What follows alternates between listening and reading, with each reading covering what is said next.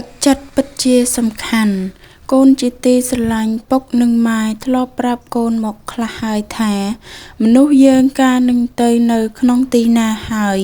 នៅជាមួយអ្នកណាក៏ដោយសូមឲ្យជាមនុស្សមានទឹកចិត្តកូនអើយ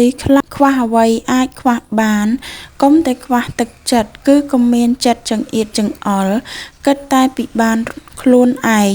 មិនគិតគេផងនោះមនុស្សយើងបើខ្វះទឹកចិត្តហើយគឺមិនមានអ្នកណាចង់មកនៅឬមកគប់រកឲ្យពិតប្រាកដឡើយដែលគេចេះតែទ្រាំនៅក៏ព្រោះមកអំពីគេមិនទាន់រកផ្លូវទៅបានតែប៉ុណ្ណោះប្រៀបដូចទីកន្លែងដែលក្រទឹកដូច្នោះឯងមនុស្សសត្វមិនប្រាថ្នានឹងរស់នៅឡើយចង់តែទៅនៅទីណាកន្លែងណាដែលមានទឹកបរិភោគ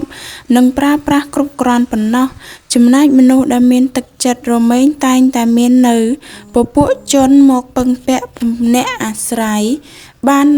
នៅហើយមិនប្រាថ្នានឹងចេញចាកទៅឡើយសូម្បីដល់ទៅថាទីកន្លែងចង្អៀតក៏ចេះតែនៅបានដូចពាក្យថាចង្អៀតកាយកុំតែចង្អៀតចិត្ត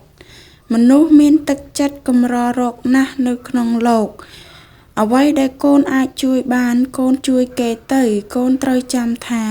មនុស្សដែលមានតម្លៃគឺមនុស្សដែលគេត្រូវការទឹកចិត្តគឺជារបស់វិសេសណាស់កូនអើយជាគុណសម្បត្តិដ៏ស័ក្តិសិទ្ធិដូចជាកែវមណីដែលអាចធ្វើឲ្យមនុស្សរូបមិនស្អាតឲ្យទៅជារូបស្អាតបាន